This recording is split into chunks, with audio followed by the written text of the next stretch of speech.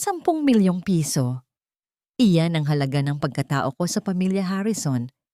Habang tinitiis ko ang hapdi ng tubig na kumukulo sa balat ko, narinig ko ang tawa ng asawa ko sa kabilang silid. Ano ba ang halaga ng isang katulong na naging asawa? Anya.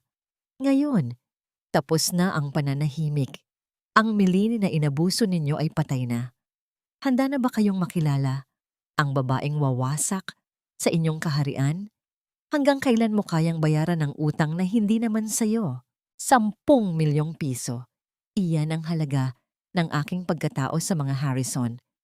Habang tinitiis ko ang hapdi ng tubig na kumukulo sa aking balat, narinig ko ang malamig na tawa ni Benjamin sa kabilang silid. Ano ba ang halaga ng isang katulong na naging asawa? Anya, ang Milene na inabuso ninyo ay patay na. Hanggang kailan mo kayang bayaran ang utang na hindi mo naman kinuha? Kabanata 1. Ang presyo ng pananahimik. Huwag mo akong abalahin, Milene. Pagod ako sa opisina. At please, huwag mo nang ipaalala sa akin ang utang ng tatay mo. You are just a debt to be paid in this house. Nothing higit, nothing less. Isang pabalatbunga na asawa. Ang boses ni Benjamin ay parang matalas na labahan na humihiwa sa katahimikan ng kanilang silid. Walang emosyon ang kanyang mga mata habang nakatitig sa salamin. Inaayos ang kanyang mamahaling kurbata na tila ba walang taong nakatayo sa likuran niya. Ang bawat salita niya ay may bigat ng pagkamuhi. Isang deklarasyon na sa loob ng bahay na ito, si Milene ay hindi reyna, kundi isang bilanggo ng nakaraan. Napatigil ang mga kamay ni Milene. Hawak niya ang isang tray ng mainit na kape at ang paboritong kakanin ni Benjamin na dinayo pa niya sa kabilang bayan sa gitna ng matinding sikat ng araw. Kanina pa siya nakakaramdam ng hilo at ang kanyang mga binti ay nanginginig na sa pagod matapos linisin ang buong mansyon dahil pinaalis ni Doña Aurora ang mga katulong para turuan siya ng disiplina. Sa kabila ng lagnat na unti-unting sumisiklab sa kanyang katawan, pinilit niyang maging perpektong asawa, umaasang kahit isang sulyap ng pasasalamat ay matanggap niya. Ngunit ang tray na hawak niya ay tila naging kasing bigat ng isang bundok. Dahan-dahang nawala ang lakas sa kanyang mga daliri. Ang porselanang tasa ay dahan-dahang nadulas mula sa kanyang kamay, bumagsak ito sa sahig at nagkapira-piraso, habang ang maitim na kape ay kumalat sa maputing alpombra na tila isang mantsa ng kahihiyan. Wala siyang narinig na basag na tunog, tanging ang malakas na pintig ng sarili niyang puso na tila gustong kumawala sa kanyang dibdib. Hindi gumalaw si Benjamin, ni hindi man lang siya lumingon para tingnan kung napaso ba ang kanyang asawa. Sa halip, isang malalim na buntong hininga ng pagkairita ang kumawala sa kanyang mga labi. Kinuha niya ang kanyang briefcase at lumakad palabas. Iniwan ang basa at basag na alaala ng pagmamahal ni Milene sa sahig. Ang bawat hakbang ng kanyang sapatos ay tila selyo ng pagtatakwil. Naiwan si Milene sa gitna ng silid, nakaluhod sa harap ng mga basag na porselana. Hindi niya alintana ang kape na dumidikit sa kanyang laylayan. Ang kanyang lalamunan ay tila barado ng tuyong buhangin at ang bawat hininga niya ay may kasamang hapdi. Tumingin siya sa kanyang mga palad na puno ng kalyo mula sa pagsisilbi sa pamilyang kailanman ay hindi siya itinuring na tao. Naalala niya ang kanyang ama, ang lalaking naniwalang ang pagpapakasal ni Milene sa mga Harrison ang magliligtas sa kanila mula sa kahirapan. Isang malaking pagkakamali na ngayon ay binabayaran niya ng sariling dugo at luha. Sa loob ng 5 taon, naging anino siya sa sarili niyang tahanan. Pinilit niyang lunukin ang lahat ng pang-iinsulto ni Doña Aurora, ang mapanakit na biro ni Isabel, at ang nakakabinging katahimikan ni Benjamin. Akala niya, kung ibibigay niya ang lahat, kung magiging masunurin siyang asawa, darating ang araw na mamahalin din siya. Ngunit ang katotohanan ay mas masakit pa sa anumang sampal. Para sa kanila, siya ay isang resibo lamang, isang paalala ng utang na kailanman ay hindi mababayaran ng kahit anong dami ng sakripisyo. Nararamdaman niya ang init ng luhang dumadaloy sa kanyang pisngi ngunit walang tunog na lumalabas sa kanyang bibig. Ang pinakamasakit na uri ng pag-iyak ay ang pag-iyak na walang tinig. Ang paghikbi na tila kinakain ng sarili mong kaluluwa sa loob ng isang madilim at malamig na mansyon habang pinagmamasdan niya ang kanyang refleksyon sa mga piraso ng basag na tasa. Isang tanong ang paulit-ulit na humahampas sa kanyang isipan, tila isang malakas na alon sa dalampasigan. Gaano ba kalalim ang sugat na dapat mong pasanin bago mo mapagtanto na ang pusong patuloy na nagmamahal sa taong sumisira sa iyo ay isang pusong unti-unti nang nagiging abo? Ang hapdi ng balat ay hindi hihigit sa hapdi ng katotohanang sa paningin nila. Isa lamang akong gamit na pwedeng itapon kapag may lamat na. Isang hamak na anino sa ilalim ng kanilang marangyang bubong. Kabanata 2, Kumukulong galit. Ang bagal mo talagang kumilos, Milin. Simpleng tiya lang, inabot ka na ng siyam-siyam. Para kang pagong na pilay, walang silbi sa loob ng bahay na ito. Ang tinig ni Isabel ay parang matinis na huni ng sirena na bumabasag sa katahimikan ng malawak na kusina. Nakatayo siya doon, nakasuot ng mamahaling sutla, habang ang kanyang mga kamay ay nakapamewang at ang kanyang mukha ay baluktot sa pagkamuhi. Para kay Isabel, ang pananakit kay Milin ay tila isang libangan, isang paraan upang ipakita kung sino ang tunay na may-ari ng mansyon. Maingat na inilapag ni Milin ang bagong kulong tubig sa tray. Kahit pa umiikot ang kanyang paningin dahil sa lagnat, pinilit niyang ngumiti ng bahagya. Alam niyang may masakit na ulo si Isabel, kaya naghanda siya ng espesyal na chamomile tea. Umaasang sa munting kabutihang ito ay mabawasan ang init ng ulo ng kanyang biyenan at ipagmalaki siya kahit kaunti. Ang bawat galaw niya ay puno ng pag-iingat, tila naglalakad sa ibabaw ng manipis na salamin. Heto na po ang tsaa mo, Isabel. Pasensya ka na. Siniguro ko lang na tamang-tama ang timpla para guminhawa ang pakiramdam mo. Malumanay na sagot ni Milin. Ang kanyang boses ay halos pabulong na dahil sa panghihina. Ngunit bago pa man maibaba ni Milin ang tasa sa mesa, isang mabilis at marahas na paggalaw ang ginawa ni Isabel. Gamit ang kanyang siko, tinabig niya ang tray ng buong lakas. Sa isang iglap, ang mainit na tubig na kalalabas lang sa apoy ay tumapon ng direkta sa balikat at dibdib ni Milin. Walang tunog na lumabas sa bibig ni Milin, ngunit ang kanyang buong katawan ay nanigas. Ang init ay tila libu-libong karayom na sabay-sabay na bumaon sa kanyang balat. Sinusunog ang bawat hibla ng kanyang laman. Ang puting blusa na suot niya ay agad na dumikit sa kanyang balat. At ang usok mula sa mainit na likido ay humalo sa malamig na hangin ng kusina. Ang pakiramdam ay tila hinihiwalay ang kanyang kaluluwa sa kanyang katawan dahil sa tindi ng hapdi. Eksaktong pumasok si Benjamin sa kusina dahil sa ingay ng tray na tumama sa sahig.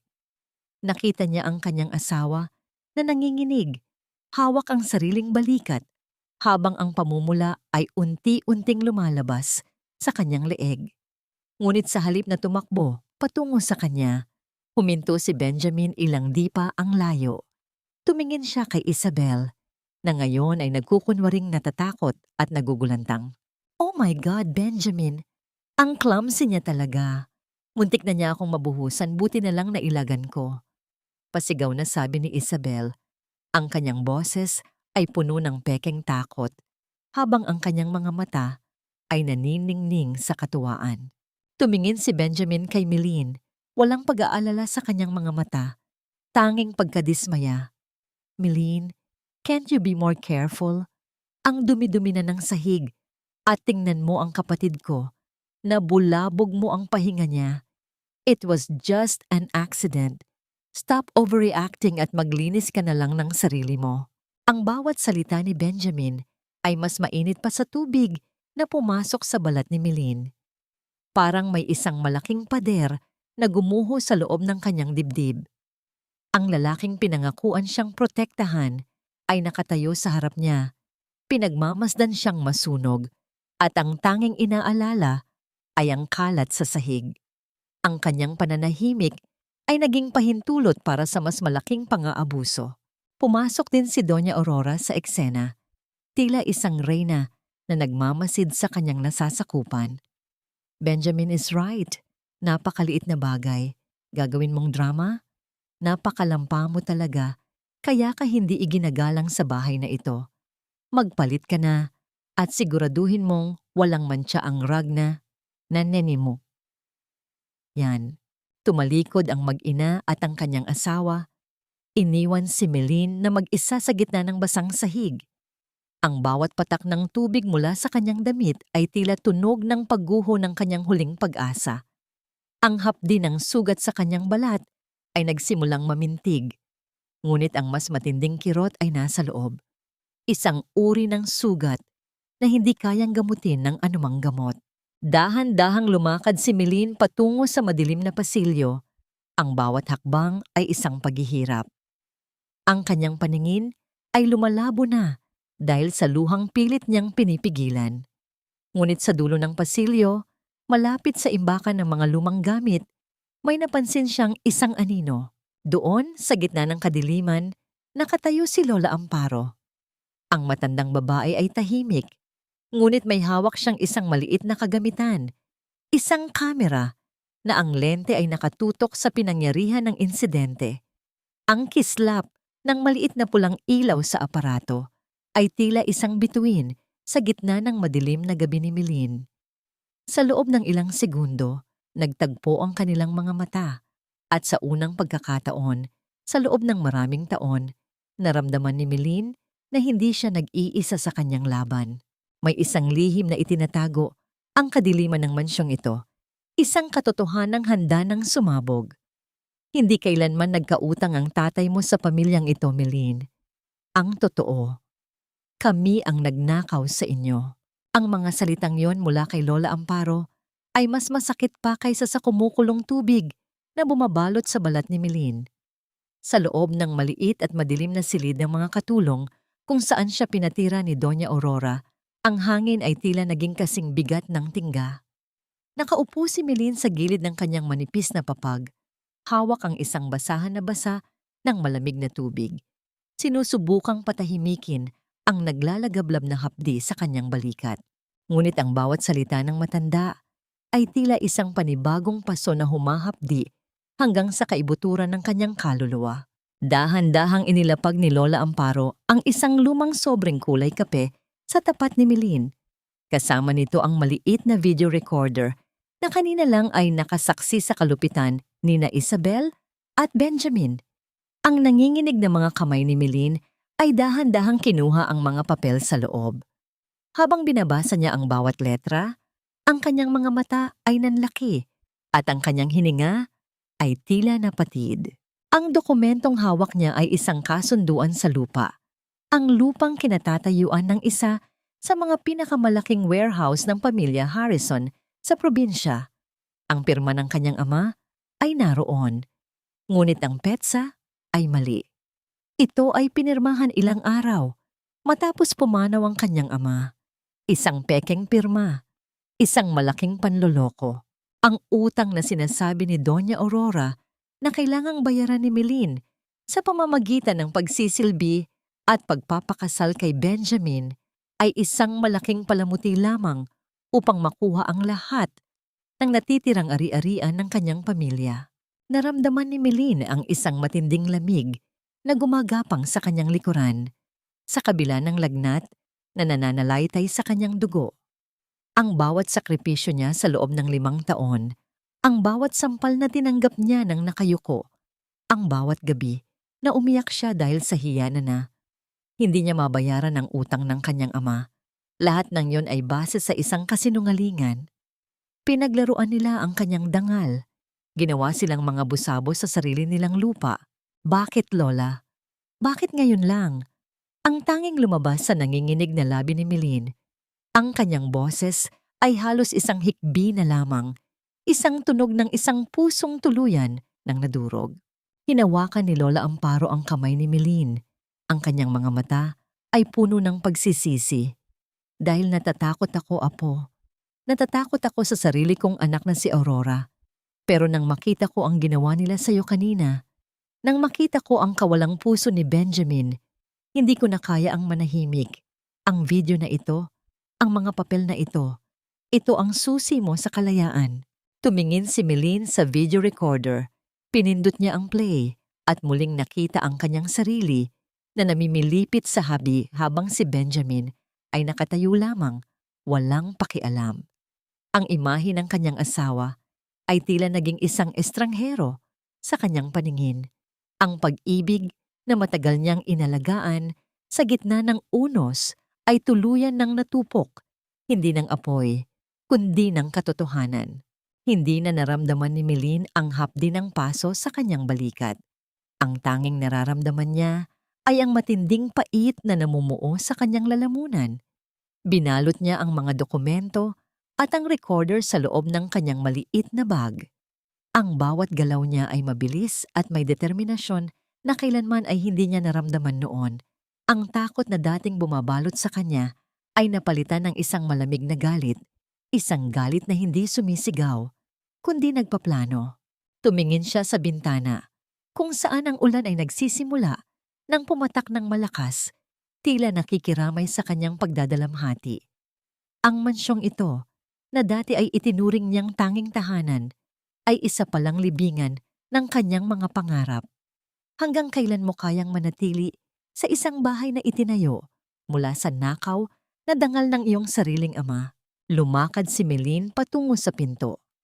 Bit-bit ang katotohanang wawasak sa pamilya Harrison. Ngunit sa kanyang pagpihit ng doorknob, isang mabigat na hakbang ang narinig niya mula sa labas ng kanyang silid. Ang anino ni Doña Aurora ay humarang sa ilalim ng pinto at ang tunog ng susi na pumipihit sa kandado ay bumasag sa katahimikan. Ikinulong siya sa loob. Diyan ka lang sa loob, Meline. Matuto kang maging mapagkumbaba at kilalanin ang lugar mo sa pamilyang ito. Huwag mong isiping makakaalis ka rito hanggat hindi ko sinasabi. Ang boses ni Doña Aurora sa labas ng pinto ay parang hatol ng isang hukom na walang awa. Ang bawat salita niya ay may kasamang tunog ng bakal na nagkikiskisan habang iniikot niya ang susi sa kandado. Ikinulong siya nito na tila isang hayop na kailangang amuhin, isang biktima ng sariling kabutihan. Sa loob ng silid, ang tanging liwanag ay ang malamlam na buwan na sumisilip sa pagitan ng mga rehas ng bintana na nagbibigay ng mahahabang anino sa dingding na tila ba mga kamay na gustong sumakal kay Meline. Napasandal si Meline sa pinto. Ang kanyang mga tuhod ay tuluyang nanghina. Ang bawat tibok ng kanyang puso ay nagpaparamdam ng matinding hapdi sa kanyang nasunog na balikat. Ngunit mas matindi ang hapdi ng pagkakaalam na siya ay isang bilanggo sa bahay na itinuring niyang tahanan. Hawak-hawak niya ang bag na naglalaman ng mga dokumento ng kanyang ama, ang kanyang tanging sandata sa gitna ng digmaang hindi niya ginusto. Nararamdaman niya ang init ng kanyang sariling hininga na tila ba ang lagnat ay unti-unti nang kinakain ang kanyang huling lakas. Ngunit sa gitna ng kawalang pag-asa, isang mahinang kalos sa labas ng bintana ang kumuha sa kanyang atensyon. Ang tunog ng mga dahon na nagkikiskisan ay sinundan ng isang pamilyar na boses. Meline, apo, lumapit ka rito. Dalian mo. Si Lola Amparo yon, nakatayo sa ilalim ng ulan, hawak ang isang mahabang hagdan na isinandal niya sa pader ng mansyon. Ang mata ng babae ay nanginginig sa ginaw, ngunit ang kanyang mga mata ay nag-aapoy sa determinasyon. Sa tulong ng matanda, dahan-dahang umakyat si Meline palabas ng bintana. Ang bawat galaw niya ay nagdudulot ng tila kuryenteng sakit sa kanyang balikat. Ngunit ang takot na manatili sa impyernong yon ay mas malakas kaysa sa pisikal na hirap. Pagbaba niya sa lupa, tiningnan niya sa huling pagkakataon ang malaking mansyon ng mga Harrison. Ang mga bintana nito ay tila mga matang nakatingin sa kanya nang may panghuhusga. Bago sila tuluyang lumayo, pumasok si Meline sa silid nila ni Benjamin sa unang palapag sa pamamagitan ng sliding door na madalas niyang iwanang bukas para sa sariwang hangin. Sa ibabaw ng kanilang kama, na kailanman ay hindi naging simbolo ng tunay na pagmamahalan, inilapag niya ang kanyang wedding ring. Ang gintong singsing ay kuminang sa dilim, isang malamig at walang buhay na simbolo ng 5 taong pagtitiis. Sa tabi nito ay ang divorce papers na matagal na niyang pinirmahan ng palihim, basang-basa ng kanyang sariling luha at patak ng ulan. Tapos na ang pagiging Mylene Harrison. Mula ngayon, ako na muli si Mylene Ramos. Bulong niya sa sarili. Ang kanyang boses ay nanginginig, ngunit puno ng pinalidad. Lumabas siya ng mansyon at tinahak ang madilim na kalsada patungo sa terminal ng bus. Ang ulan ay bumubuhos ng malakas, tila sinusubukang hugasan ang lahat ng dumi at sakit na iniwan sa kanya ng pamilya Harrison. Ang bawat patak ng tubig sa kanyang muka ay humahalo sa kanyang mga luha hanggang sa hindi na niya matukoy kung ano ang galing sa langit at ano ang galing sa kanyang puso. Ang lamig ng gabi ay nanunuot sa kanyang mga buto, ngunit ang apoy ng pag-asa sa kanyang dibdib ay nagsisimulan ng magliyab. Sumakay siya sa huling bus patungo sa kanyang probinsya sa San Isidro. Habang umaandar ang sasakyan palayo sa syudad, pinanood ni Mylene ang mga ilaw ng Maynila na unti-unting naglalaho. Isinandal niya ang kanyang ulo sa bintana. Ang kanyang mga mata ay unti-unting pumipikit dahil sa pagod at lagnat. Ngunit sa kanyang isipan, isang imahe ang malinaw, ang kanyang ama. Nakangiti, tila naghihintay sa kanyang pagbabalik. Samantala, sa loob ng mansyon, pumasok si Benjamin sa kanilang silid. Dala ang isang basong tubig at gamot, isang huling pagtatangka ng kanyang kakarampot na konsensya. Ngunit ang tanging sumalubong sa kanya ay ang nakakabinging katahimikan at ang lamig ng gabing pumapasok mula sa bukas na sliding door. Lumapit siya sa kama at nakita ang singsing at ang mga papel. Ang tunog ng baso na bumagsak sa sahig at nagkapira-piraso ay tila hudyat ng pagtatapos ng isang kabanata at pagsisimula ng isang bagyo na kailanman ay hindi niya inaasahan. Gaano ba kalayo ang kailangang lakbayin ng isang pusong sugatan upang matakasan ang anino ng isang maling pag-ibig? Ang amoy ng basang lupa at sariwang hangin. Ito ang tanging kayamanan na hindi kailanman nanakaw sa akin. Pero sapat na ba ang katahimikan ng bukid para patahimikin ang hiyaw ng aking pusong sugatan? Huminto ang bus sa gilid ng kalsada.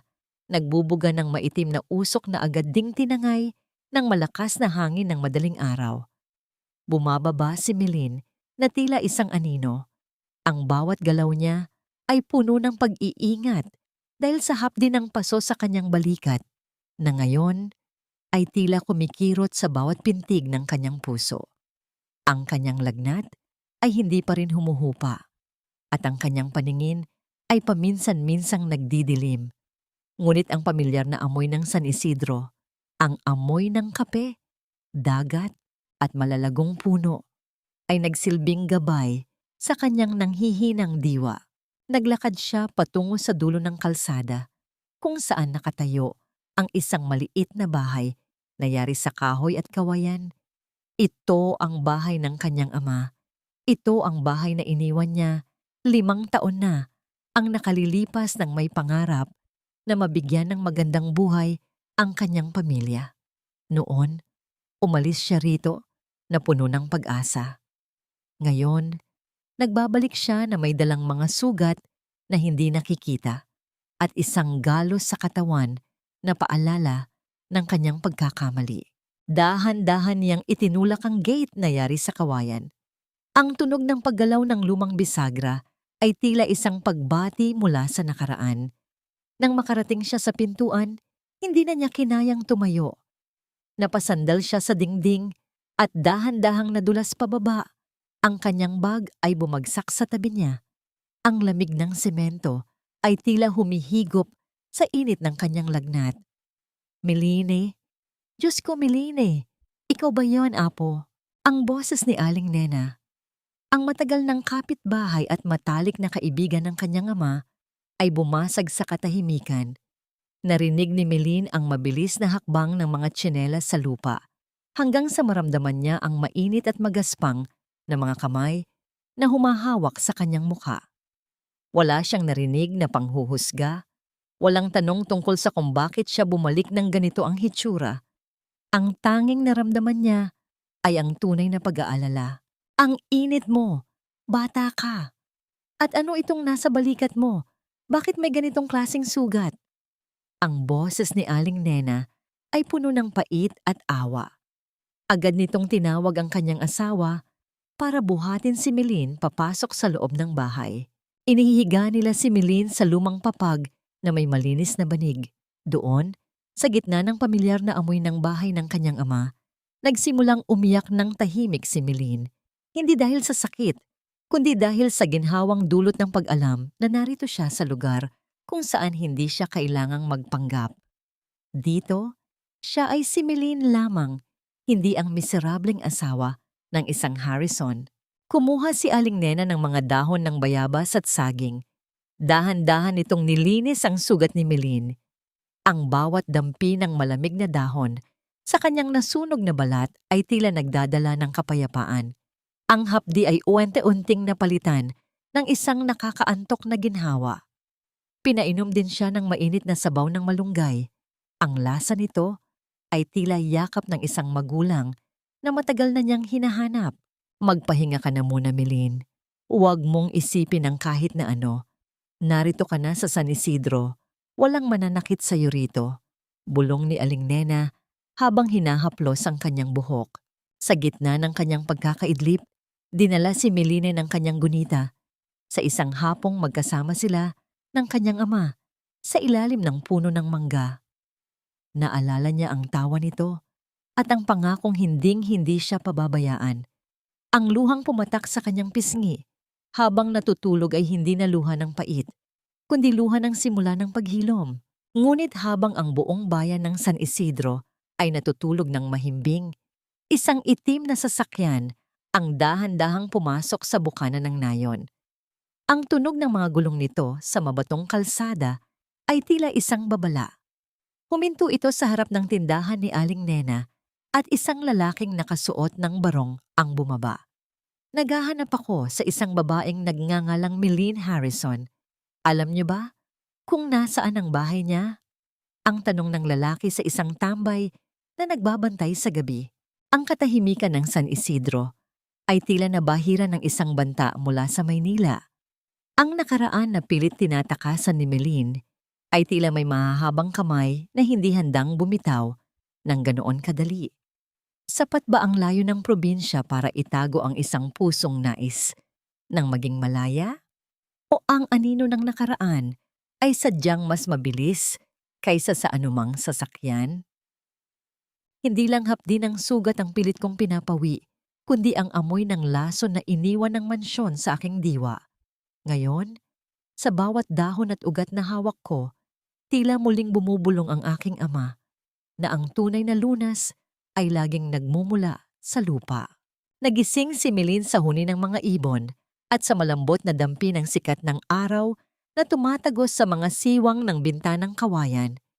Sa unang pagkakataon sa loob ng 5 taon, hindi siya nagising sa tunog ng malakas na gising ni Doña Aurora o sa malamig na utos ni Benjamin. Ang tanging narinig niya ay ang mahinang ritmo ng walis ting-ting ni Aling Nena sa labas. Isang tunog na tila nagpapatibay sa katotohanang siya ay malaya na. Dahan-dahan, siyang bumangon, iniinda ang bahagyang kirot sa kanyang balikat. Pagtingin niya sa salamin, nakita niya ang pilat na unting natutuyo. Hindi ito maganda sa paningin, ngunit para sa kanya, ito ay isang medalya ng karangalan, isang paalala na nakaligtas siya sa apoy ng pamilya Harrison. Lumabas siya sa likod bahay kung saan ang hardin ng kanyang ama ay dati nang napabayaan. Ngunit sa ilalim ng mga ligaw na damo, nakita ni Melin ang mga halamang gamot na itinanim ng kanyang ama noon. Mga puno ng bayabas, malunggay, at mga gumamela. Naalala niya ang mga hapon noong bata pa siya, kung paano siya tinuruan ng kanyang ama na magdikdik ng mga dahon para gawing langis at sabon. Melin, iyang mga halaman na yan. Hindi lang yan palamuti. Bawat isa ay may dalang kagalingan. Parang naririnig niyang bulong ng kanyang ama sa hangin. Kumuha siya ng isang lumang kaldero at nagsimulang mag-ani. Ang bawat pitas ng dahon ay tila isang panata. Sa gitna ng kanyang paggawa, nahanap niya sa ilalim ng papag ang isang lumang notebook ng kanyang ama. Doon, nakasulat ang mga lihim na timpla ng mga herbal oils at sabon na pangarap. Sanang gawing negosyo ng matanda bago ito pumanaw. Ito ang sisimulan ko pa. Ang pangarap mo na ninakaw nila, itutuloy ko. Pangako niya sa sarili habang ang kanyang mga kamay ay dahan-dahang nagdidikdik ng mga sangkap. Ang amoy ng sariwang niyog at bango ng mga bulaklak ay unti-unting bumabalot sa maliit na kusina. Pinapalitan ang mapait na alaala ng nakaraan. Masayang tumulong si Aling Nena sa kanya. Alam mo, Melin, napakabango ng gawa mo. Tiyak na maraming bibili nito sa palengke. Mas mabuti pa ito kaysa sa mga mamahaling sabon na puno ng chemical. Ginitian siya ni Melin. Ito ang unang pagkakataon na nakaramdam siya ng tunay na halaga. Hindi siya kailangan ng isang mayamang asawa para maging kapaki-pakinabang. Sapat na ang kanyang sariling mga kamay at ang biyaya ng kalikasan. Nang sumapit ang hapon, nakagawa siya ng unang batch ng kanyang mga herbal soap. Makinis, mabango, at puno ng pagmamahal. Inihanay niya ang mga ito sa isang tray sa labas para patuyuin sa ilalim ng lilim. Ang bawat piraso ay tila isang piraso ng kanyang sarili na unti-unti na ring nabubuo muli. Ngunit habang naglalakad siya pabalik sa loob ng bahay para kumuha ng tela, nakarinig siya ng mabilis na hakbang ng mga sapatos sa labas ng kanilang gate. Hindi iyon ang tunog ng tsinelas ng mga taga San Isidro. Ang tunog ay mabigat, formal at puno ng awtoridad. Dali-daling lumabas si Melin, ngunit huli na ang lahat. Ang tray ng kanyang mga unang gawa ay nakasabog na sa lupa, nadurog at natapakan ng mga itim na sapatos. Ang bango ng mga bulaklak ay nahaluan ng amoy ng gasolina na sadyang ibinuhos sa kanyang mga pananim. Sa dulo ng kalsada, nakita niya ang isang itim na sasakyan na mabilis na humaharurot palayo. Isang pamilyar na anino ang sumilip sa bintana ng kotse bago ito tuluyang nawala. Isang lalaking nakasuot ng uniforme ng mga Harrison. Nanginig ang buong katawan ni Melin. Hindi pa rin siya tinatantanan ng kamay ni Doña Aurora. Gusto siyang patayin ng pamilyang yon, hindi sa pamamagitan ng direktang dahas, kundi sa pamamagitan ng pag-agaw sa bawat munting pag-asa na sisibol sa kanyang buhay. Nakaluhod siya sa gitna ng kanyang nasirang hardin. Ang kanyang mga kamay ay puno ng putik at nadurog na sabon. Sa kabila ng galit, isang malamig na determinasyon ang gumapang sa kanyang puso. Hanggang kailan mo kayang sunugin ang bawat punlang itatanim ko bago mo mapagtanto na ang ugat ng aking katatagan ay mas malalim kaysa sa iyong kasamaan? Walang kwenta ang yaman kung ang bawat sentimo nito ay may bahid ng dugo at luha ng taong tanging nagmahal sa akin. Anong klaseng halimaw ang pinalaki mo, Ma? O baka mas tamang itanong, anong klaseng halimaw ang naging ako dahil sa pananahimik ko? Ang mga salitang iyon ay tila mga bala na pinakawalan ni Benjamin sa loob ng opisina ni Doña Aurora. Hawak niya ang maliit na video recorder na iniwan ni Lola Amparo bago ito tuluyang umalis ng mansyon. Paulit-ulit niyang pinanood ang eksena sa kusina. Ang usok mula sa mainit na tubig, ang panginginig ni Melin, at ang sarili niyang mukha na walang pakialam habang tumatalikod. Sa bawat panonood, tila may isang bahagi ng kanyang pagkatao ang nadudurog. Ang bawat hibla ng kanyang puso ay binabalot ng isang matinding pagsisisi na hindi niya kayang ipaliwanag. Benjamin, huwag kang maging madrama. Isang hamak na katulong lang siya na pinalad na maging asawa mo. Utang natin ang dangal ng pamilyang ito sa pananatiling matatag. Sagot ni Doña Aurora. Ang kanyang boses ay nananatiling malamig at walang bahid ng pagsisisi habang humihigop ng mamahaling kape. Ngunit hindi na marinig ni Benjamin ang mga katwiran ng kanyang ina. Tumingin siya sa paligid ng mansyong kinalakihan niya. Ang lahat ng kintab ng marmol, ang lahat ng gintong palamuti, ay tila naging mga mantsa ng kasinungalingan. Nang buksan niya ang mga dokumentong nakatago sa ilalim ng recorder, ang katotohanan tungkol sa peking utang ng ama ni Mylene ay tuluyang sumabog sa kanyang harap. Ang pamilyang Harrison, na palaging nagmamalaki sa kanilang dangal, ay nagnakaw sa isang taong walang kalaban-laban. At siya, bilang asawa, ay naging kasabwat sa pamamagitan ng kanyang kawalang kibo. Walang salitang lumabas sa bibig ni Benjamin nang talikuran niya ang kanyang ina. Kinuha niya ang susi ng kanyang sasakyan at lumabas sa malaking pinto ng mansyon nang hindi lumilingon. Sa unang pagkakataon, hindi ang utos ni Aurora ang kanyang sinusunod, kundi ang bulong ng kanyang sariling konsensya. Ang biyahe patungong San Isidro ay tila isang paglalakbay sa sarili niyang impyerno. Ang bawat kilometrong nadadaanan niya ay tila nagpapabigat sa kanyang dibdib. Habang papalapit siya sa probinsya, ang modernong mundo ng syudad ay napalitan ng mga luntiang bukid at payapang tanawin. Ngunit ang kapayapaang ito ay tila isang malaking sampal sa kanya. Paano niya nagagawang mabuhay sa karangyaan habang ang babaeng nagbigay sa kanya ng lahat ay nagdurusa sa ilalim ng ulan? Nang marating niya ang San Isidro, ang unang sumalubong sa kanya ay ang amoy ng gasolina at sunog na dahon. Nakita niya ang isang bahay na yari sa kawayan at sa harap nito ay isang hardin na tila dinaanan ng isang bagyo. Ang mga pananim ay durog, ang lupa ay maitim, at may mga bakas ng sadyang pagwasak. Huminto ang kanyang puso nang makita niya si Mylene. Nakaluhod ito sa gitna ng nasirang hardin, marumi ang mga kamay at basa ang damit. Ngunit sa halip na ang babaeng anino na nakita niya sa Maynila, ang nakita niya ay isang babaeng may apoy sa mga mata. Hindi ito umiiyak sa takot. Umiiyak ito sa galit at determinasyon. May mga tao sa paligid niya, mga taga-probinsya na may simple at tapat na mga mukha. Isang lalaki, marahil ay isa sa mga kapitbahay, ang dahan-dahang lumapit kay Mylene at inabot ang isang basong tubig, habang ang iba ay nagsisimulang pulutin ang mga nadurog na sabon at linisin ang lupa. Nakita ni Benjamin kung paano ngumiti si Mylene sa mga taong iyon. Isang ngingiting kailanman ay hindi niya ibinigay sa kanya sa loob ng 5 taon. Isang ngiti ng pag-asa at tunay na pasasalamat. Napahawak si Benjamin sa manibela ng kanyang sasakyan.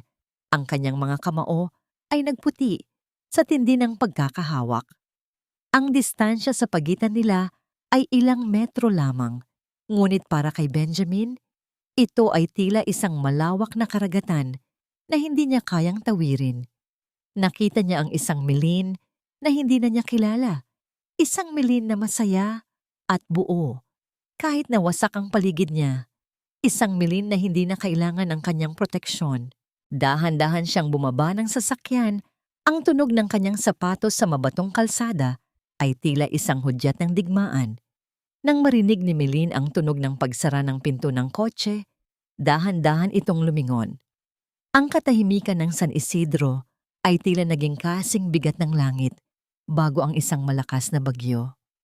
Nagtagpo ang kanilang mga mata, ang mga mata ni Benjamin na puno ng pagsisisi at ang mga mata ni Mylene na tila nakakita ng isang multo mula sa isang nakaraang ayaw na niyang balikan. Benjamin, ang bulong ni Mylene, ang kanyang boses ay walang takot, tanging isang malamig at matalim na pagkilala. Sa likuran ni Benjamin, isang itim na sasakyan pa ang dahan-dahang huminto. At mula rito ay bumaba ang isang abogadong may hawak na mga dokumento ng pag-aresto. Sino ang tunay na naghahanap at sino ang tunay na natagpuan sa gitna ng mga nasirang pangarap? Anong ginagawa mo rito, Benjamin? Wala ka ng asawang babalikan. Ang Mylene na kilala mo, ibinaon ko na sa limot. kasama ng lahat ng sakit na ibinigay ninyo sa akin. Ang boses ni Melin ay hindi nanginginig. Ito ay kasing lamig ng hanging umiihip mula sa dagat. Isang boses na tila nagmula sa isang taong matagal nang namatay at muling nabuhay para lamang maghatid ng katotohanan. Nakatayo siya sa gitna ng kanyang nasirang hardin. Ang kanyang mga paang nakayapak ay nakabaon sa putik na may halong gasolina. Ngunit ang kanyang tindig ay mas matikas pa sa sinumang donya sa Maynila. Napako si Benjamin sa kanyang kinatatayuan. Ang kanyang mamahaling sapatos na balat ay dahan-dahang nababahiran ng itim na putik. Ang putik na kanina lang ay pinagsisikapan ni Melin na linisin. Tumingin siya sa babaeng nasa harap niya. Ang buhok ni Melin ay gulo-gulo. Ang kanyang damit ay may mga mantsa ng lupa. At ang paso sa kanyang balikat ay bakas pa rin sa ilalim ng kanyang manipis na blusa. Ngunit sa likod ng pagod na anyo, nakita ni Benjamin ang isang ningning sa mga mata ni Melin na kailanman ay hindi niya nakita noong sila ay magkasama pa. Ang ningning ng isang taong may pag-asa. Melin, please, hayaan mo akong magpaliwanag. Alam ko na ang lahat. Alam ko na ang ginawa ni Isabel, ang panloloko ni Mama, ang nanginginig na pagsusumamo ni Benjamin. Humakbang siya palapit. Ang kanyang mga kamay ay tila gustong humawak, gustong humingi ng tawad, ngunit agad siyang napatigil nang itaas ni Melin ang kanyang kamay. Alam mo na? Isang mapait na tawa ang kumawala sa mga labi ni Melin. Ang tunog ng kanyang tawa ay mas masakit pa sa anumang sampal. Ngayon mo lang nalaman, Benjamin, 5 taon akong sumisigaw sa harap mo nang walang boses. 5 taon akong nasusunog sa tabi mo pero pinili mong huwag tumingin. Ang kailangan ko ay asawa noong naroon ako. Hindi isang tagapagligtas ngayong nakalaya na ako. Sa gitna ng kanilang paghaharap, ang itim na sasakyan na kanina lang ay huminto ay nagbukas ng pinto. Bumaba ang isang lalaking nakauniporme ng pulis, kasama ang isang abogadong kilala ni Benjamin, ang personal na abogado ng kanyang ina. Ang kanilang pagdating ay tila isang madilim na ulap na muling tumakip sa araw ng San Isidro. Mrs. Melin Harrison, inirereklamo kayo ni Doña Aurora Harrison ng pagnanakaw ng mga alahas at pera mula sa mansyon bago kayo umalis. Mayroon din kaming warrant para sa pagbawi ng mga dokumentong pagmamay-ari ng Harrison Group na iligal ninyong kinuha. Ang pahayag ng pulis, ang kanyang boses, ay walang emosyon habang inilalabas ang isang pirasong papel. Namilog ang mga mata ni Benjamin sa gulat. Tumingin siya sa abogado nang may matinding galit. Anong pagnanakaw? Anong dokumento? Wala siyang kinuha. Ako ang saksi. Sigaw ni Benjamin, ang kanyang mukha ay namumula na sa tindi ng emosyon. Ngunit ang abogado ay ngumiti lamang ng tipid, isang ngiting puno ng panunuya. Sir Benjamin, ang iyong ina ang naghain ng reklamo. Ayon sa kanya, nawawala ang mga mamahaling relos at singsing ng pamilya matapos lumayas ang iyong asawa at ang mga dokumentong nasa bag niya. Iyon ay pag-aari ng kumpanya. Tumingin si Melin sa pulis. Pagkatapos ay kay Benjamin. Ang kanyang mukha ay hindi nagpakita ng takot. Sa halip, isang malalim na lungkot ang rumehistro sa kanyang mga mata. Isang lungkot para kay Benjamin na hanggang ngayon ay hindi pa rin makawala sa mga galamay ng kanyang ina. Dahan-dahan niyang kinuha ang kanyang bag, ang bag na naglalaman ng katotohanan tungkol sa pagnanakaw ng mga Harrison sa kanyang ama. Ito ba ang gusto ninyo? Tanong ni Melin, ang kanyang boses ay kalmado, ngunit may kasamang panganib. Ang mga dokumentong magpapatunay na ang yaman ninyo ay itinayo sa pawis at dugo ng aking ama? Sige, kunin ninyo. Pero tandaan ninyo ito. Ang katotohanan ay hindi nakukuha sa pag-agaw ng papel. Nakaukit na ito sa bawat sulok ng bayang ito. Bago pa man makakilos ang pulis, isang pangkat ng mga taga San Isidro, ang mga magsasaka, ang mga tindera, Ang mga taong tinulungan ni Milene sa loob ng maikling panahon ay dahan-dahang humarang sa pagitan ni Milene at ng mga awtoridad.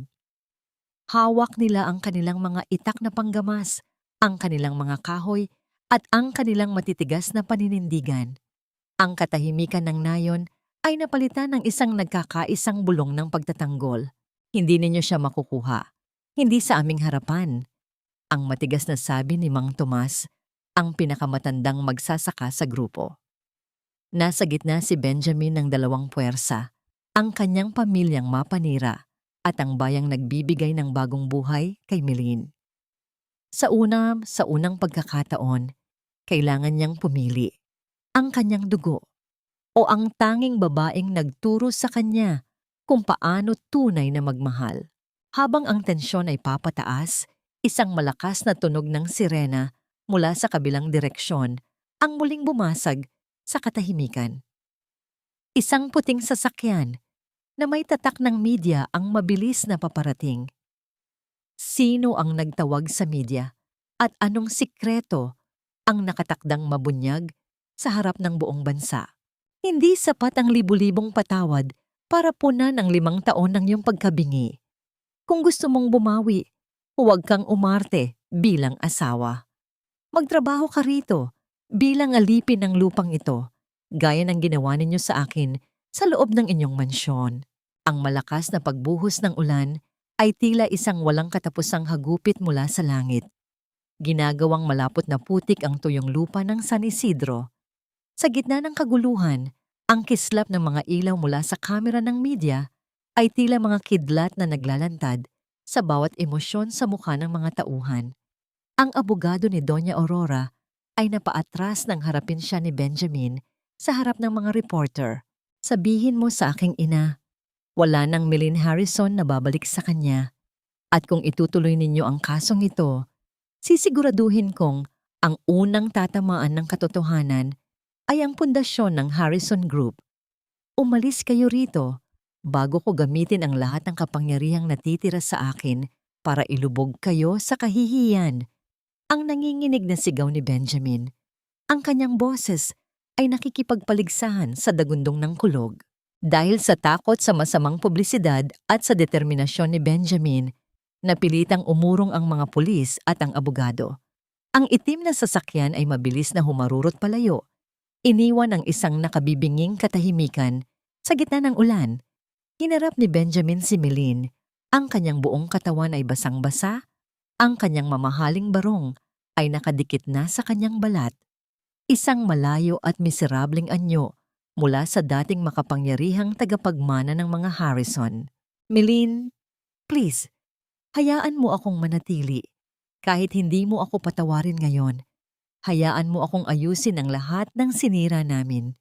Pagsusuma mo niya, ang bawat salita ay may kasamang panginginig ng kanyang mga labi. Tiningnan siya ni Milene mula ulo hanggang paa. Walang awa sa kanyang mga mata, tanging isang malalim na pagod. Gusto mong manatili? Sige. Pero hindi bilang asawa. Walang kwarto para sa'yo sa loob ng bahay na ito. Doon ka sa bodega, sa tabi ng mga kagamitan sa bukid. At bawat umaga, kailangan mong linisin ang lupang nilason ng mga tauhan ninyo. Gagamit ka ng sarili mong mga kamay, Benjamin. Walang katulong, walang makinarya. Kung kaya mong tiisin ang hapdi ng lupa, baka maniwala akong seryoso ka. Hindi nag-atubili si Benjamin. Gagawin ko. Kahit ano, Milene, gagawin ko. Nagsimula ang mga araw ng pagdurusa para kay Benjamin. Ang lalaking kailanman ay hindi humawak ng pala ay makikita ngayon sa gitna ng ulan, nakaluhod sa putikan, dahan-dahang kinakamot ang lupang may halong gasolina upang palitan ito ng bago at malinis na lupa. Ang kanyang mga kamay, na dati ay makinis at tanging bulpen lamang ang hawak, ay unti-unting napuno ng kalyo at mga sugat. Ang bawat pagbaon ng kanyang mga kuko sa matigas na lupa ay tila isang paalala ng bawat sakit na idinulot niya kay Milene. Mula sa bintana, pinagmamasdan siya ni Milene habang humihigop ng mainit na kape. Nararamdaman niya ang isang bahagi ng kanyang puso na gustong maawa, ngunit agad niya itong binubura ng alaala ng mainit na tubig sa kanyang balikat. Hinahayaan niyang mapaso si Benjamin sa lamig ng ulan at sa bigat ng trabaho. Gusto niyang maramdaman nito ang pakiramdam ng pagiging walang halaga, ang pakiramdam ng pagiging alipin sa sarili mong pangarap. Isang hapon, habang ang ulan ay lalong lumalakas, isang malakas na tunog ng pagkabali ng kahoy ang bumasag sa katahimikan. Ang lumang puno ng mangga sa gilid ng hardin, na bahagyang nasunog din, ay hindi na nakayanan ng bigat ng tubig at hangin. Isang malaking sanga nito ang biglang bumigay at bumagsak ng direkta sa kinaroroonan ni Benjamin. Benjamin! Isang sigaw ang kumawala sa lalamunan ni Meline. Isang sigaw na hindi niya inaasahang lalabas pa sa kanyang bibig. Dali-dali siyang tumakbo palabas, binalewala ang ulan at ang sariling panghihina. Nakita niya si Benjamin na nakasubsob sa putik.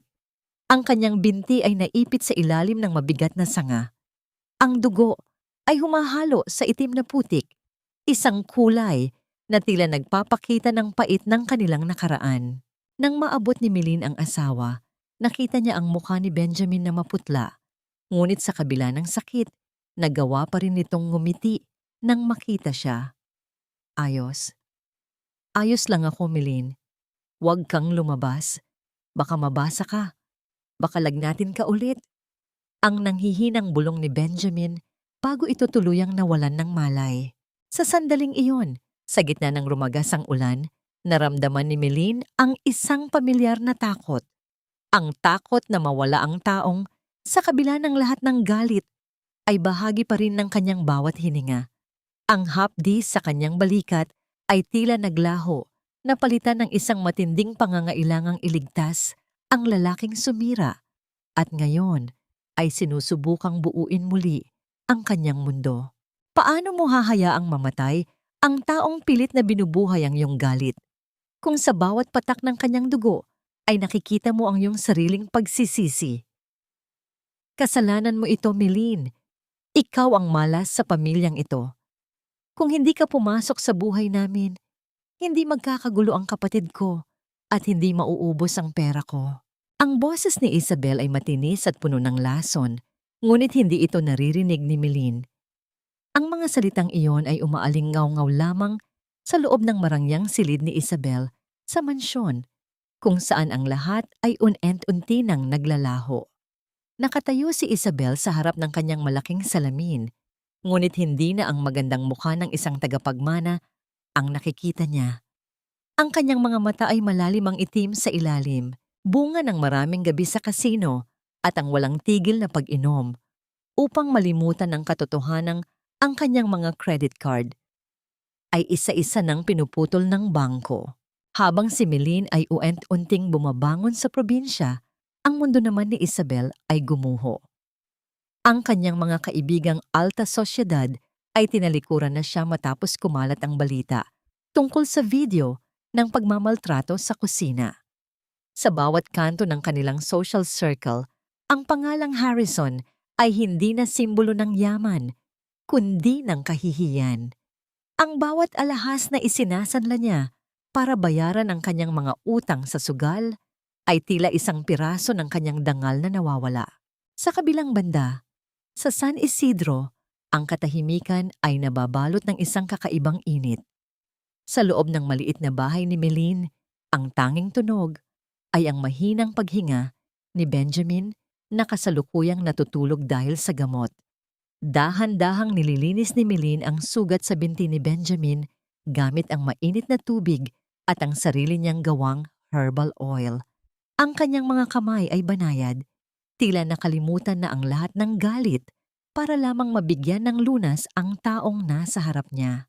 Bakit mo ba ito ginagawa, Benjamin? Bulong ni Meline sa hangin. Pinagmamasdan niya ang mukha ng kanyang asawa, ang mga lamat sa labi nito, ang kapaguran sa kanyang noo, at ang mga kamay na dati ay ayaw madumihan, ngunit ngayon ay puno ng sugat mula sa pagtatrabaho sa putikan. Naramdaman ni Meline ang isang kakaibang kirot sa kanyang dibdib. Hindi ito ang hapdi ng paso, kundi ang sakit ng isang pusong pilit na nagtatayo ng pader, ngunit uant-unting binubuwag ng isang taong tapat na nagsisisi. Sa sandaling iyon, dahan-dahang imulat ni Benjamin ang kanyang mga mata. Sa halip na magreklamo sa sakit, ang tanging ginawa niya ay abutin ang kamay ni Milene at dahan-dahan itong itapat sa kanyang pisngi. Sapat na sa akin na nakikita kitang malaya, Milene. Kahit hanggang dito na lang ako, mahinang sabi ni Benjamin. Ang kanyang boses ay puno ng katapatan.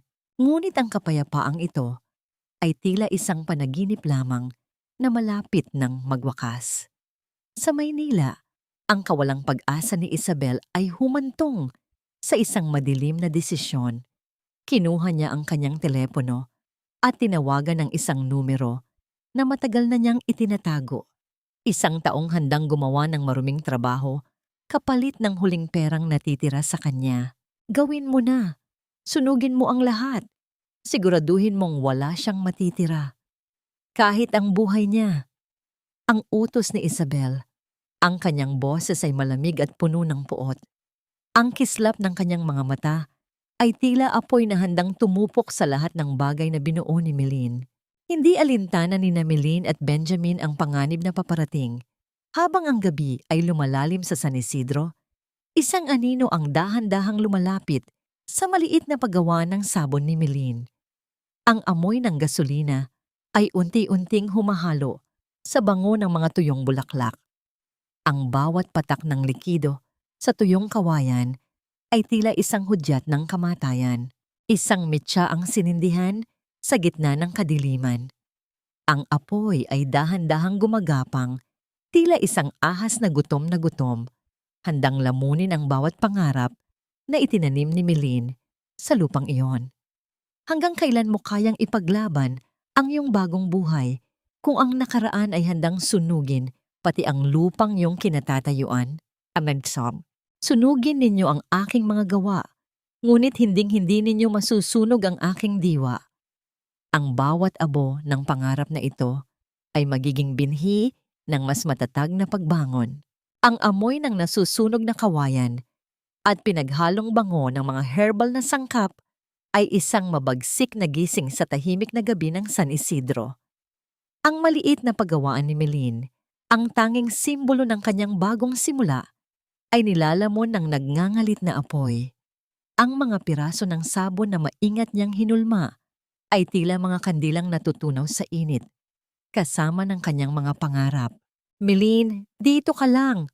Huwag kang lalabas. Sigaw ni Benjamin, pilit na bumabangon kahit nanlalambot pa ang kanyang katawan dahil sa sugat at lagnat. Ngunit hindi nakinig si Milene. Ang kanyang mga mata ay nakatutok sa apoy, hindi sa takot, kundi sa isang matinding panghihinayang. Tumakbo siya palabas. Hindi alintana ang panganib. Ang kanyang tanging nasa isip ay ang huling batch ng kanyang produkto. Ang mga sabon na nakalagay sa isang lumang baul na kahoy, ang tanging natitirang ebidensya ng kanyang pinaghirapan. Ngunit bago pa man siya makalapit, isang malakas na pagbagsak ng nasusunog na haligi ang humarang sa kanyang daan. Sa gitna ng nagwawalang kaguluhan, may isang aninong mabilis na sumingit sa pagitan ng usok at apoy. Si Benjamin iyon. Hindi niya pinansin ang matinding sakit sa kanyang binti ni ang desperadong utos ni Milene na manatili sa labas. Sa kabila ng kanyang panghihina, pilit niyang itinayo ang sarili at walang pag-aatubiling sumugod, papasok sa naglalagablab na silid. Humampas agad sa kanya ang nakakapasong init, tila isang mabangis na halimaw na unti-unting sumasakal sa bawat paghinga niya.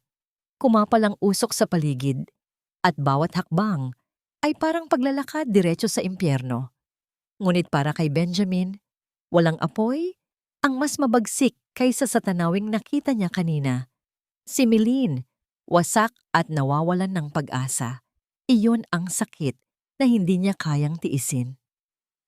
Kaya kahit unti-unting inuubos ng apoy ang kanyang lakas, nagpatuloy siya sa paglusob sa gitna ng nagngangalit na apoy upang iligtas ang babaeng hindi niya kayang mawala. Nakita niya ang baul sa sulok, napapalibutan na ng apoy. Gamit ang natitirang lakas, itinulak niya ito palabas ng bintana. Ang tunog ng pagbagsak ng baul sa lupa ay tila isang hudyat ng tagumpay. Ngunit sa kanyang paglingon, ang bubong ng paggawaan ay tuluyan ng bumigay. Benjamin, ang sigaw ni Melin ay tila isang punyal na bumaon sa puso ng buong San Isidro. Tumakbo siya patungo sa nagbabagang lugar, ngunit ang mga kapitbahay ay agad siyang pinigilan. Ang tanging nagawa niya ay manood, habang ang apoy ay tuluyang nilalamon ang lugar kung saan naroon ang lalaking. Sa kabila ng lahat, ay piniling iligtas ang kanyang mga pangarap sa halip na ang sarili.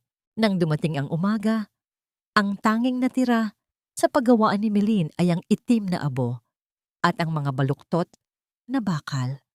Sa gitna ng pagkawasak, isang milagro ang nangyari. Natagpuan ng mga bumbero si Benjamin na walang malay sa ilalim ng isang malaking mesa na nagsilbing panangga. Ang kanyang likod ay puno ng paso, ngunit ang kanyang puso ay patuloy pa ring tumitibok. Dinala siya sa maliit na klinika ng bayan. Habang nakahiga si Benjamin, balot ng bendahe ang kanyang likod, hindi umalis si Melin sa kanyang tabi. Hawak niya ang kamay ni Benjamin, ang parehong kamay na dati ay ayaw dumikit sa kanya, ngunit ngayon ay puno ng sugat at paso dahil sa pagsagip sa kanya.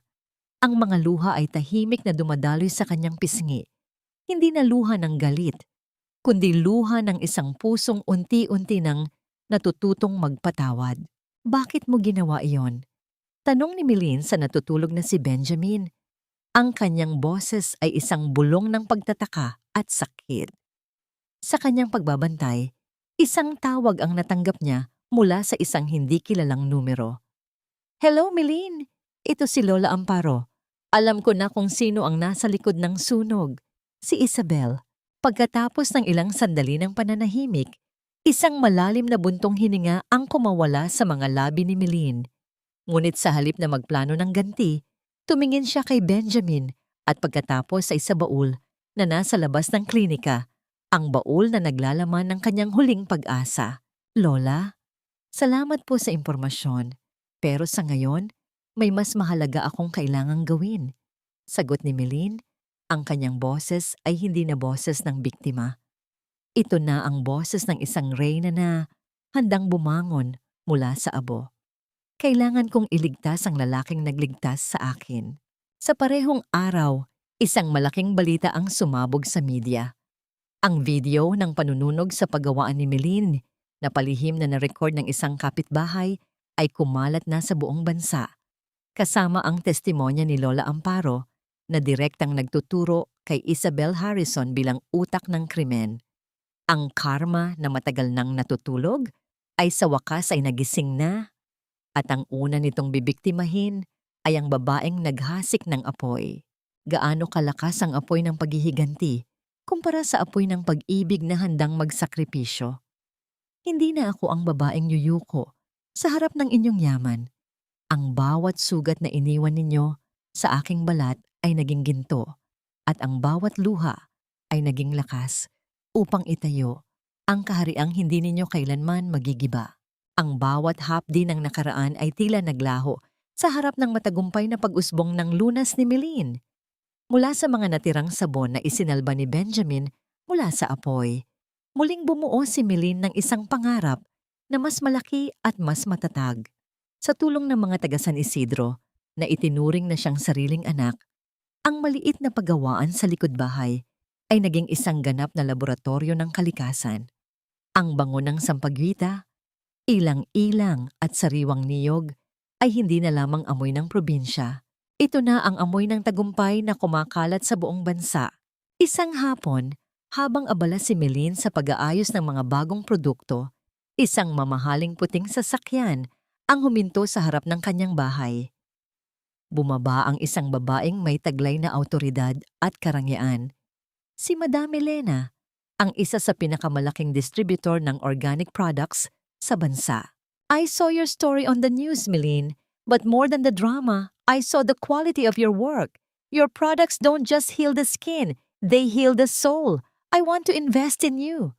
Ang sabi ni Madame Elena, Ang kanyang boses ay puno ng paghanga. Hindi makapaniwala si Melin. Ang babaeng dati ay tinatapak-tapakan sa mansyon ng mga Harrison ay ngayon ay kinakausap ng isang tanyag na negosyante para sa isang partnership. Sa loob ng ilang buwan, ang lunas ni Melin ay naging isang pambansang brand. Ang kanyang muka ay lumalabas na sa mga magazine, hindi bilang biktima ng bauhan, kundi bilang isang matagumpay na CEO. Nagbago ang kanyang anyo. Ang kanyang tindig ay mas matikas. Ang kanyang pananalita ay mas may kumpiyansa. Ngunit ang kanyang puso ay nanatiling mapagpakumbaba at nakaugat sa lupang nagbigay sa kanya ng lakas. Sa kabilang banda, si Benjamin ay patuloy sa kanyang pagbabago. Kahit na magaling na ang kanyang mga sugat, pinili niyang manatili sa probinsya. Siya na ngayon ang nangangasiwa sa mga logistics at supply chain ng kumpanya ni Melin. Hindi na siya ang lalaking nakasuot ng plansadong barong. Siya na ang lalaking may suot na simpleng t-shirt, pawisan mula sa pagbubuhat ng mga kahon, at may mga kamay na sanay na sa pagtatrabaho. Pinapanood niya si Melin mula sa malayo. Ang kanyang mga mata ay puno ng paghanga at pagsisisi. Alam niyang hindi na niya pagmamay-ari ang babaeng ito, ngunit sapat na sa kanya ang magsilbi sa anino ng kanyang tagumpay. You look beautiful, Melin. Hindi lang sa labas, kundi pati sa loob. Ang mahinang sabi ni Benjamin isang gabi habang tinutulungan niya si Melin na mag-imbentaryo. Nginitian siya ni Melin, isang nangiti na may bahid pa rin ng distansya. Salamat, Benjamin. Pero ang kagandahang ito ay binayaran ko ng mahal na presyo. Huwag mong kalimutan iyon. Napatigil si Benjamin. Ang kanyang puso ay tila pinipiga. I know. And I will spend the rest of my life making sure you never have to pay that price again. Isang gabi, habang nag-aayos ng kanyang mga papeles, nakatanggap si Melin ng isang gintong sobre. Ito ay isang imbitasyon para sa Philippine Entrepreneurs Gala, ang pinakaprestihiyosong kaganapan para sa mga negosyante sa bansa. At sa listahan ng mga dadalo, nakasulat sa pinakaitaas ang mga pangalan ni Doña Aurora at Isabel Harrison bilang mga special guests sa kabila ng mga kontrobersyang kinakaharap ng kanilang kumpanya. Naramdaman ni Melin ang isang mabilis na pintig sa kanyang dibdib. Hindi ito takot. Ito ay ang pananabik na harapin ang mga taong sumira sa kanya. Hindi bilang isang biktima, kundi bilang kanilang katapat. Pupunta tayo, Benjamin. Ang matigas na sabi ni Melin habang tinitingnan ang imbitasyon. Gusto kong makita nila ang reynang pilit nilang ibinaon sa lupa, ngunit muling bumangon upang kunin ang korona. Habang hinahanda ni Melin ang kanyang sarili para sa gabing iyon, isang lihim na tawag ang natanggap ni Benjamin mula sa kanyang ina. Isang banta na tila maglalagay sa lahat ng kanilang pinaghirapan sa gitna ng panganib. Don't do this, Ma. Kung sasaktan mo ulit siya, ako mismo ang magpapakulong sa'yo. Ang banta ni Benjamin, ang kanyang boses ay nanginginig sa galit.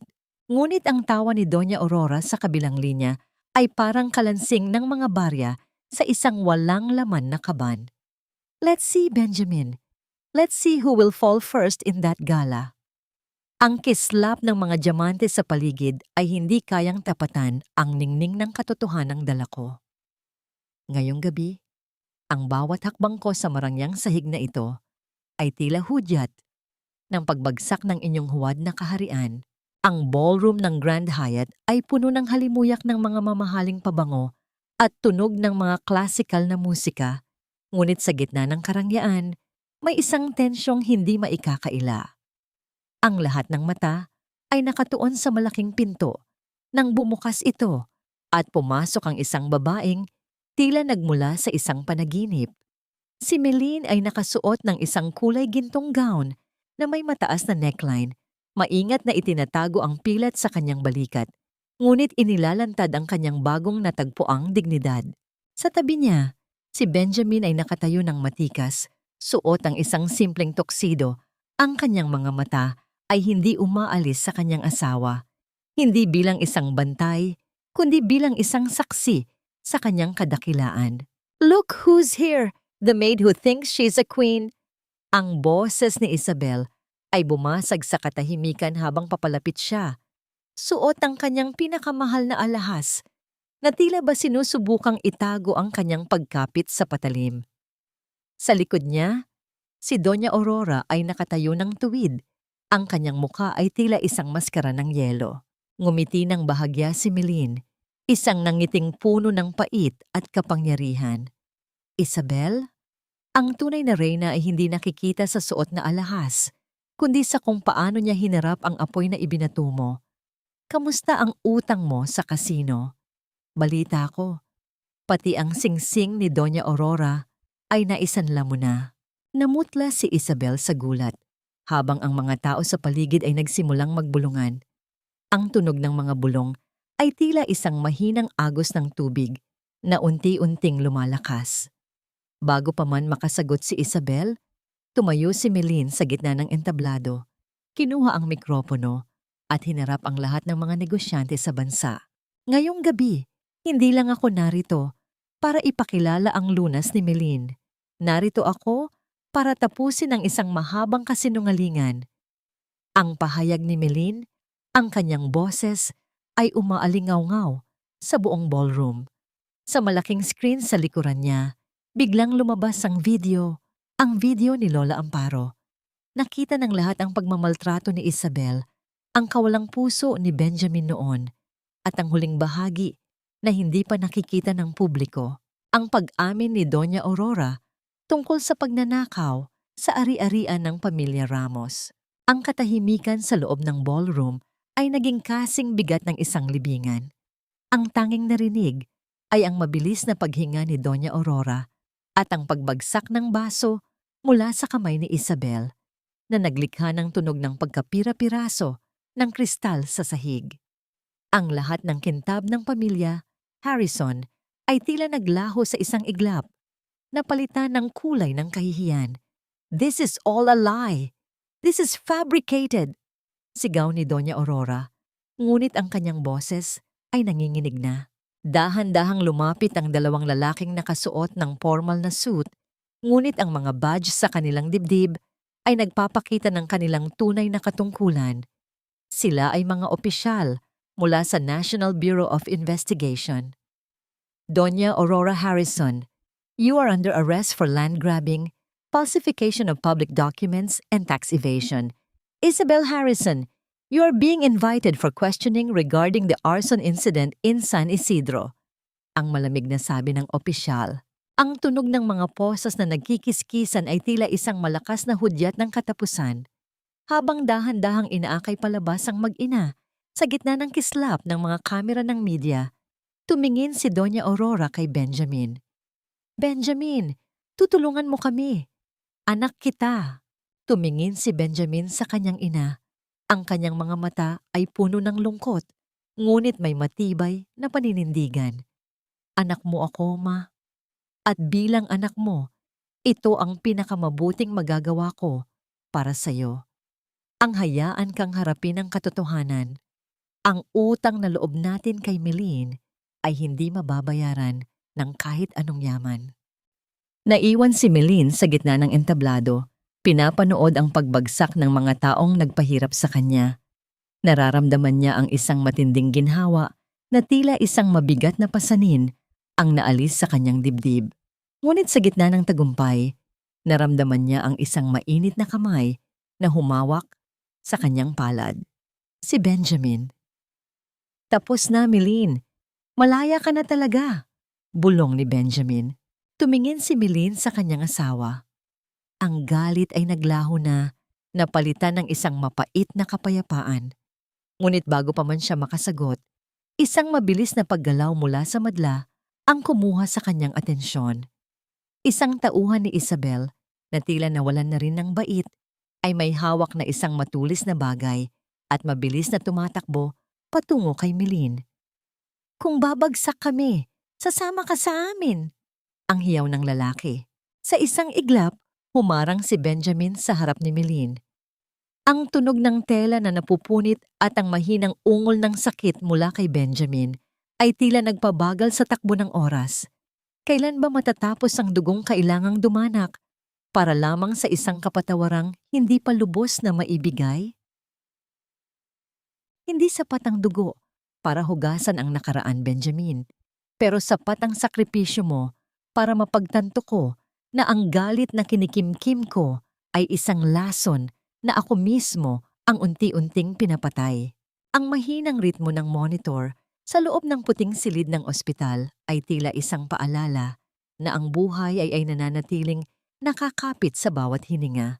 Sa gitna ng katahimikan, tanging ang tunog ng pag-ikot ng aircon ang bumabasag sa lamig ng silid. Nakaupo si Milene sa tabi ng kama, pinagmamasdan ang maputlang mukha ni Benjamin. Ang sugat nito mula sa saksak sa ballroom ay malalim, ngunit ayon sa mga doktor, ligtas na ito sa panganib. Tiningnan ni Milene ang mga kamay ni Benjamin na nakapatong sa malinis na kumot. Ang mga kamay na ito, na dati ay hindi marunong humawak ng dumi, ay puno na ngayon ng peklat mula sa pagtatrabaho sa San Isidro at mga paso mula sa sunog. Sa bawat sugat na nakikita niya, tila may isang pahina ng kanilang madilim na nakaraan ang dahan-dahang napupunit. Milene? Ang boses ni Benjamin ay halos pabulong na lamang nang dahan-dahan niyang imulat ang kanyang mga mata. Sa kabila ng sakit, pilit siyang ngumiti nang makita ang asawa. Nandito ka pa pala. I thought you'd finally leave and never look back. Huminga ng malalim si Milene, pilit na pinipigilan ng emosyong gustong kumawala sa kanyang dibdib. Hindi ako umaalis hanggat hindi natatapos ang lahat, Benjamin. Ganyan mo ako pinalaki sa loob ng 5 taon, ang maging matatag sa gitna ng sakit. Yumuko si Benjamin. Ang kanyang mga mata ay naging basa ng luha. I'm so sorry, Milene. Hindi para sa saksak na ito, kundi para sa lahat ng mga taon na hinayaan kitang masaktan. You were right. I was deaf. I was blind. And I paid the price by losing the only person who truly loved me for who I am, not for the Harrison name. Humarap si Milene sa bintana. Pinagmamasdan ang mga ilaw ng syudad na tila maliliit na bituin sa gitna ng dilim. Matagal kong hinintay ang salitang sorry mula sa iyo, Benjamin.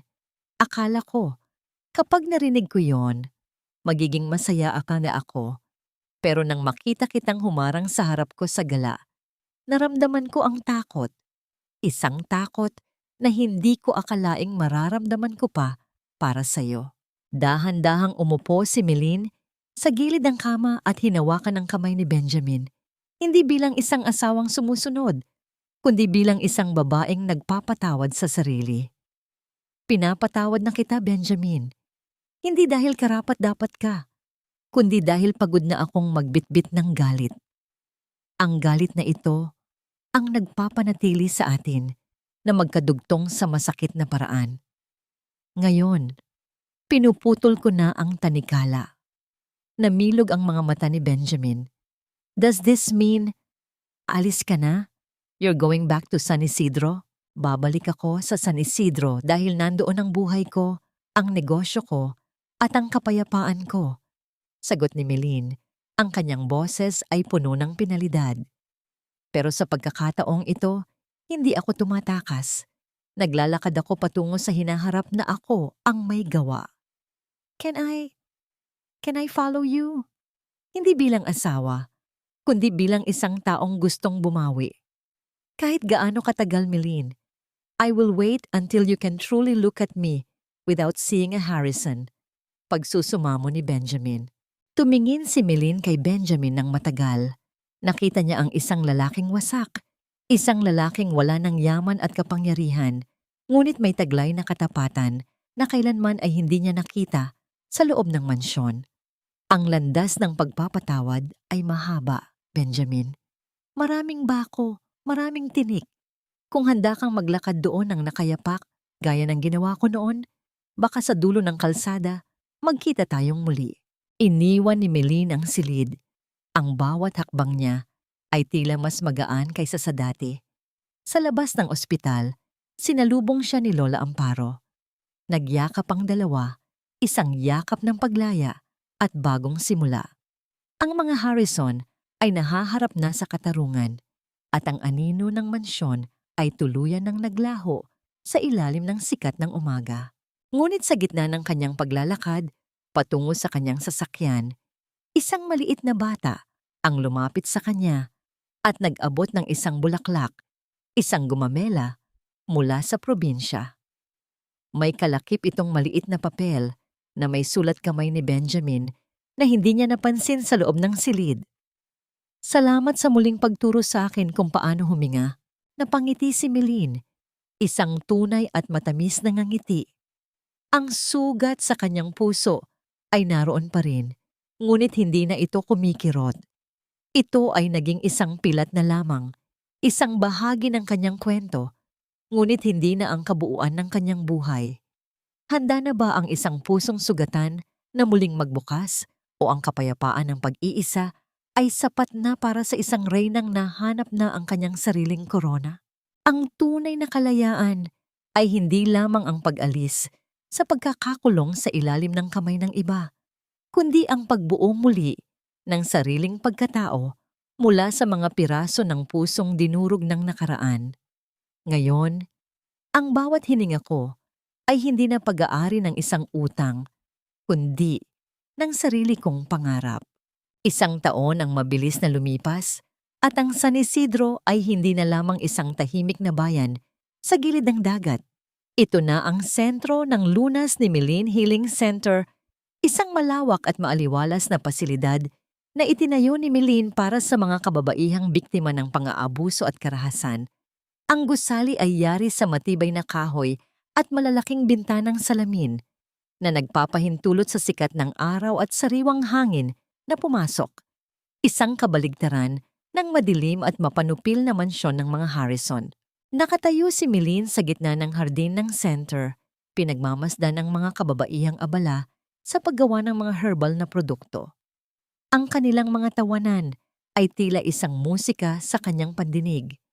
Isang tunog na nagpapatunay na ang bawat sugat ay may pagkakataong maghilom kung bibigyan ng tamang pag-aaruga. Sa harap ng gusali, isang malaking rebulto ng kanyang ama ang nakatayo ng matikas. May hawak na mga halamang gamot. Ang lupang ninakaw ng mga Harrison ay opisyal na ring naibalik sa kanyang pangalan at ang dangal ng pamilya Ramos ay muling kuminang sa buong probinsya. Habang naglalakad siya, narinig niya sa radyo ang balita tungkol sa huling hatol ng hukuman. Si Doña Aurora ay nahatulan ng mahabang taon sa kulungan dahil sa kanyang mga krimen, habang si Isabel ay kasalukuyang nasa loob ng isang pasilidad para sa rehabilitasyon matapos tuluyang mawala sa katinuan dahil sa pagkalubog sa utang at kahihiyan. Wala nang nararamdamang pait si Meline. Ang tanging naroon ay ang katahimikan ng isang taong tapos na sa pakikipaglaban sa mga multo. Isang pamilyar na bulto ng lalaki ang dahan-dahang lumapit sa kanya mula sa bukana ng hardin. Si Benjamin. Hindi na siya ang lalaking laging nakasuot ng plansadong suit. Ngayon, suot niya ay isang simpleng polo shirt at maong. Ang kanyang balat ay bahagyang nangitim dahil sa pagtatrabaho bilang isang volunteer teacher sa maliit na paaralan ng bayan. Sa loob ng isang taon, hindi siya humingi ng kahit anong pabor mula kay Meline. Nanatili siya sa malayo, pinapatunayan ang kanyang pagbabago sa pamamagitan ng gawa, hindi lamang ng salita. Ang ganda ng center, Meline. Eksaktong-eksakto sa pangarap na ikinuwento mo sa akin noon nung mga gabing hindi pa ako nakikinig. Ang mahinang sabi ni Benjamin habang tumatabi sa kanya. Ang kanyang boses ay wala ng awtoridad, tanging paghanga at paggalang. Tumingin si Meline sa kanya at ngumiti ng tapat. Salamat, Benjamin. Maraming salamat sa tulong mo sa pag-aayos ng mga dokumento para sa mga kababaihan dito. Malaki ang naitulong mo. Gusto ko lang makitang masaya ka, kahit sa malayo. Sagot ni Benjamin. Ang kanyang mga mata ay nananatiling tapat. Hindi ko na hinihiling na maging asawa mo muli, Meline. Sapat na sa akin na makitang ikaw ang reyna ng sarili mong buhay. Dahan-dahang kinuha ni Meline ang isang maliit na susi mula sa kanyang bulsa at iniabot ito kay Benjamin. Ang bodega sa likod ay kailangan ng bagong manager, isang taong marunong magpahalaga sa bawat dahon at bawat ugat. Kung handa ka nang magsimula muli mula sa pinakaibaba, ang pinto ay bukas para sa'yo. Namilog ang mga mata ni Benjamin sa gulat at pasasalamat. Isang maliit na hakbang ito, ngunit para sa kanya, ito ay isang pagkakataon para sa isang bagong buhay. Ang kanilang mga kamay ay dahan-dahang nagtagpo, hindi sa isang mahigpit na hawak, kundi sa isang banayad na pagdampi. Isang pangako ng pagkakaibigan at marahil, sa tamang panahon, ng isang bagong uri ng pag-ibig na itinayo sa katotohanan. Nang sumapit ang gabi, pumasok si Meline sa kanyang bagong silid sa loob ng center. Habang nag-aayos siya ng kanyang mga gamit sa isang cabinet, isang maliit na kahon ang kumuha sa kanyang atensyon. Nang buksan niya ito, nakita niya ang isang maliit na sapatos ng sanggol. Isang bagay na binili niya noong mga panahong umaasa pa siyang bubuo sila ng pamilya ni Benjamin sa mansyon. Hinawakan niya ang sapatos at idinikit ito sa kanyang dibdib. Ang luhang pumatak sa kanyang pisngi ay hindi na luha ng pait. Ito ay luha ng pasasalamat para sa lahat ng sakit, dahil kung hindi dahil doon, hindi niya matatagpuan ang tunay na lakas na mayroon siya ngayon. Ang sapatos na yon ay hindi na simbolo ng isang naudlot na pangarap, kundi isang simbolo ng lahat ng mga bata at kababaihang ililigtas niya sa loob ng center na ito. Ang liwanag ng buwan ay tumama sa kanyang mukha at sa unang pagkakataon, naramdaman ni Meline na siya ay ganap na ng malaya. Ang gabi ay payapa, ang hangin ay mabango, at ang hinaharap ay kasing lawak ng dagat na nasa harap ng San Isidro. Ano ang mas matamis na tagumpay? Ang makitang bumagsak ang iyong mga kaaway o ang makitang ang iyong sariling puso ay muling natutong tumibok ng walang takot? Ang bawat pilat sa aking balikat ay hindi na isang mantsa ng kahihiyan, kundi isang mapa ng aking paglalakbay mula sa dilim patungo sa liwanag. Hindi na ako ang babaeng binili ng salapi. Ako na ang babaeng nagmamay-ari ng sarili niyang bukas. Ang malamig na rehas ng Correctional Institute for Women ay tila isang malupit na paalala ng nakaraan ni Doña Aurora Harrison. Nakaupo siya sa isang matigas na bangko. Ang kanyang dating mamahaling damit ay napalitan na ng kulay kahel na uniforme. Wala na ang kislap ng kanyang mga diamante at ang kanyang mukha na dati ay puno ng kapalaluan ay tila isang tuyong dahon na nalalanta sa bawat araw na lumilipas. Sa bawat gabi, ang tanging naririnig niya ay ang nakakabinging katahimikan ng kanyang sariling pagsisisi. Isang pagsisising huli na dahil sa kanyang pagkagahaman sa kapangyarihan.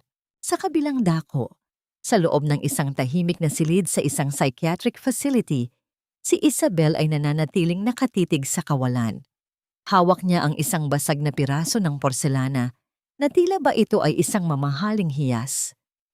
Sa kanyang isipan, siya pa rin ang mayamang tagapagmana, ngunit sa katotohanan, siya ay isang bilanggo ng sarili niyang puot.